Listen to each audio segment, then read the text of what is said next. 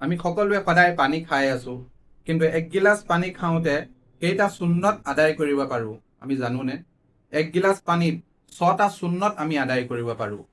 সৰ্বপ্ৰথম সুন্নতটো হৈছে পানীৰ গিলাচ যেতিয়া আমি হাতত ল'ম, সোঁ হাতেৰে পানী খোৱা আৰম্ভ কৰিব লাগে। 2 নম্বৰ সুন্নতটো হৈছে পানী খোৱাৰ আগত গিলাচটোত কিবা পৰি আছে নেকি, পানী কিবা পৰি আছে নেকি চাই লোৱা। 3 নম্বৰটো হৈছে বহি পেলাই পানী খোৱা, খাৰা হৈ পানী নোখোৱা, বহি পানী খোৱাটো সুন্নত।